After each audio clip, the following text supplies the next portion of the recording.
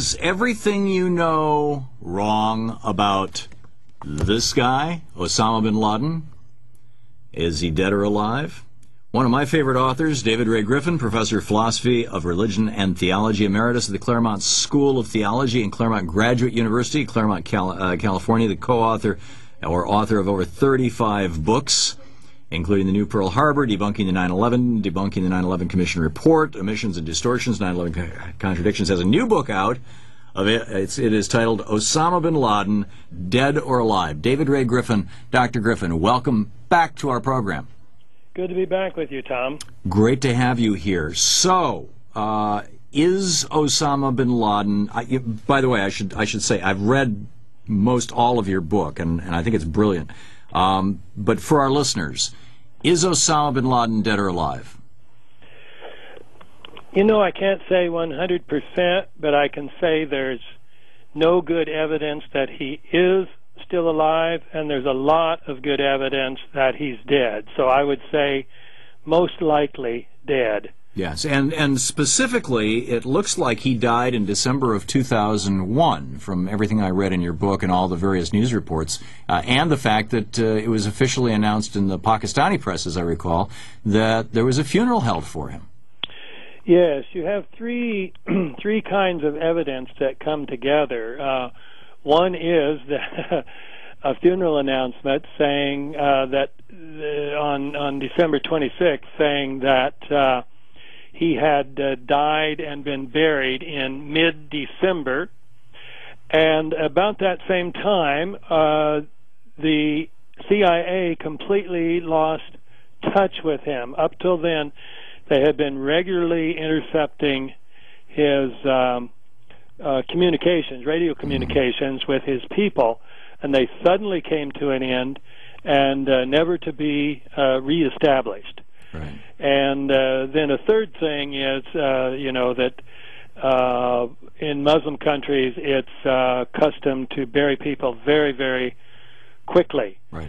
So that those three things suggest that that's what did happen. Right. And it was December. Was it December 13th, 2000? Yeah, that date may be a little too precise. Was it but 2001? Am I recalling right, or 2000? What was? Yeah, no, it's 2001. Yeah. But it did seem to be December 13th or 14th that the communications came to an end. So was that was right after Tora Bora, wasn't it? That's right. And the third element of evidence is that there was a lot of evidence that he was a kidney patient, that he was in the final stages, in fact, of kidney failure. Yeah. And so when you put that together with these reports, the evidence is pretty strong. Yeah, thus all the jokes about, why can't if George Bush is such a great cowboy, aside from the fact that he's afraid of horses, which is why he never had any horses at his ranch, how can he fail to find a 6'6" guy riding around on a camel with a dialysis machine? Well, apparently because the guy is dead. This raises two questions, David. We're talking with David Ray Griffin, his new book, Osama bin Laden, Dead or Alive. It's a compelling read, and a short one. This is an afternoon or a weekend's read. You'll find it fascinating. The two questions immediately that are raised by this are, one, what about all these bin Laden tapes that we keep getting, and particularly the ones that the Bush administration kept trotting out during the 2004 election? And two, to whose benefit, or who accrues the greatest benefit? There's a long list, actually, of people who accrue benefit, but who accrues the greatest benefit from maintaining the mythology that Osama bin Laden is still alive, that there's still a Lex Luthor out there, so we have a Superman here, and in particular, why would and I think the answer to that with regard to the Bush administration is pretty easy to figure out, but I want to hear your riff on it anyway. But why would the Obama administration continue this? Yes, well, you got three questions there, so let me take them in order. Go for it. First, when I said there's no good evidence that he's still alive, many people might have said, well, just a minute. Almost every month we get a new bin Laden audio tape, videotape, and the CIA authenticates it and says, yes, this is genuine. Yep. So that's the longest chapter in my book, and deals with the fact that, first of all, the technology for making fake audio tapes and even fake videotapes has been with us for at least a decade now. So there's no technical problem. Secondly, that as I show some of the... You're saying this is sort of the video equivalent of Photoshop. That's right. So there's digital morphing. You can even coordinate, synchronize the lip movements with the sound. Right. And so it you looks could have pretty a authentic. completely different person be doing the visual, and then in post-production have that person's face become Osama bin Laden's. I mean, this is done all the time in the movies.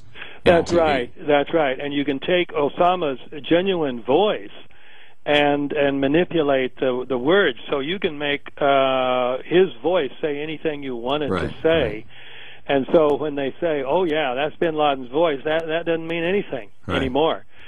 And so that's one point. The second point is that some of the tapes are very obviously, I would say, and other experts say, I mean, real bin Laden experts say, they're faked, and for various reasons. So I take the one tape that was actually made before bin Laden probably died, was the so-called Osama bin Laden confession tape.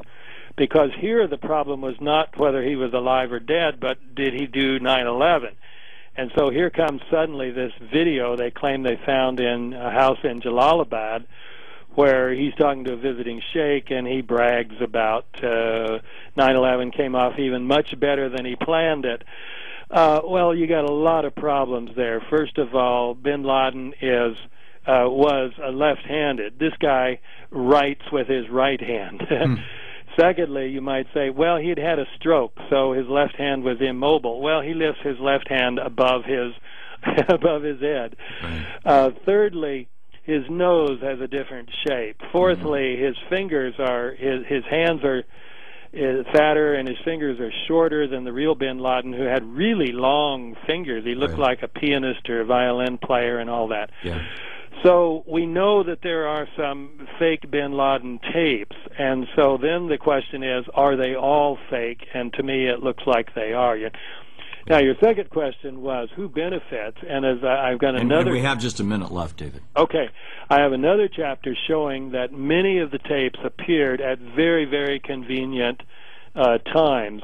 And so the other most obvious fake tape was the so-called October surprise video that helped Bush win the election. Your third question, why is the Obama administration continuing this? You know, I don't know what President Obama himself knows and thinks, but it's clear that the military wants to keep the war, the AfPak war, going. Yeah. And so the rationalization is, well, bin Laden's over there and his people over there, and they're in Pakistan, so that's why now it's an AfPak war. Yeah, there you go. Well said. David Ray Griffin, his new book, Osama bin Laden, Dead or Alive. Is there a website, by the way, for this, David? Or just a fellow does a website for me called davidraygriffin.com, or you can get all these books on Amazon. Sure, yeah, or any good available from all the usual suspects. David Ray Griffin, great work as always, sir. Thank you very much